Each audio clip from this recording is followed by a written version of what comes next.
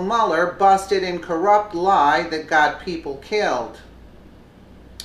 The more information that comes out about Robert Mueller, the more the American people see that he is far from an independent and unbiased investigator.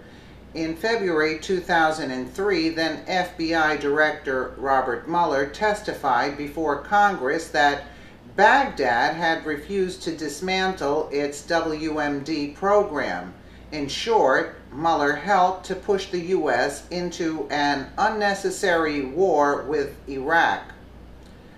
If nothing else, Robert Mueller is the perfect example of the cozy relationship between so-called conservatives and their Democratic peers in Washington, D.C.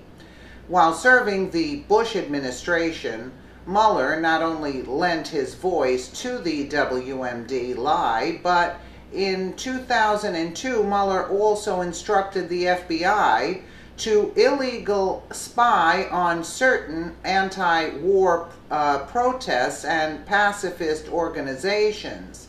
Mueller then lied to Congress about his participation in this operation in 2006 via USA Politics Today. Roger Stone of InfoWars has long maintained that Robert Mueller and Deputy Attorney General Rod Rosenstein have been hired for the explicit purpose of undermining the Trump administration and bringing the Democrats back into power in Congress in 2018. Stone also views Mueller as Rosenstein as errand boys for the neoconservatives in Washington who have long despised President Trump, his agenda, and his foreign policy via Washington Examiner. It is also telling that Mueller decided to staff his investigative body with many well-known donors to the Democratic Party. As many as half of Mueller's team have donated over $1,000 to Democrats like Hillary Clinton and Barack Obama. One investigator, Jeannie Rhee, not only donated $5,400 to Clinton in 2016 campaign, but also provided her legal services to the Clinton Foundation via the Hill. It seems that Mueller has received widespread adulation in the mainstream media thanks to his warm relationships with Democrats and anti-Trump Republicans. This man is the furthest thing from independent. Mueller's praise and his support for the Democrats is part of a wider rehabilitation of Bush-era officials and pundits by the media. A decade ago, people like Max Boot, William Kristol, Mueller, and Bush himself were considered war criminals by the left. Now they are regularly lionized as good Republicans who are helping to fight against President Trump via Medium. Is it at all surprising that many of these former Bush supporters threw their weight behind Clinton instead of Trump in 2016? Robert Mueller is nothing but another swamp creature who is in bed with a legion of fellow swamp people. His job is to undermine a democratically elected executive based on false charges. Well, the writing of this article is not as good as this little video clip here. Let's take a listen.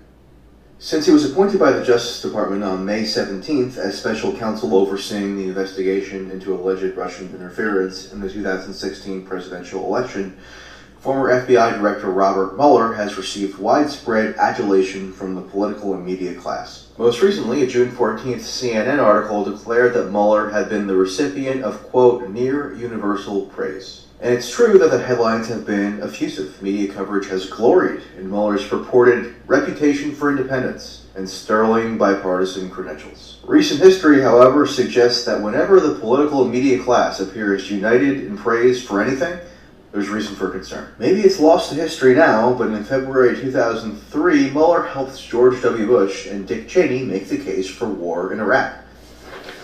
As Director Tennant has pointed out, Secretary Powell presented evidence last week that Baghdad has failed to disarm its weapons of mass destruction, willfully attempting to evade and deceive the international community. Our particular concern is that Saddam Hussein may supply terrorists with biological, chemical, or radiological material. In the written testimony from that day, still available on the FBI's website, Mueller went significantly further, giving credence to the most incendiary talking points that Bush and Cheney used to sell the invasion. Baghdad has the capability and, we presume, the will to use biological, chemical, or radiological weapons against U.S. domestic targets, Mueller argued. He also warned that Saddam Hussein's regime could align with al-Qaeda to carry out terrorist attacks in the United States. Those were the most salient core tenets of the Bush-Cheney case for war in Iraq, and there Mueller is, repeating them and giving them the imprimatur of the FBI, which much of the public viewed as a valiant and impartial law enforcement institution rather than a political organization doing PR for the administration. The Iraq War was one of the most cataclysmic actions that the United States government has ever undertaken, and yet so many who were most directly implicated in the failure, including Mueller, never suffered any penalty. On the contrary, they've been touted as heroes, and their colossal failings are ignored. How Mueller carries out the Russia investigation remains to be seen, but likewise, it's always very telling to observe who deserves reputational rehabilitation in the eyes of the political class, and what's a career ender. Well, there you have it for Mueller.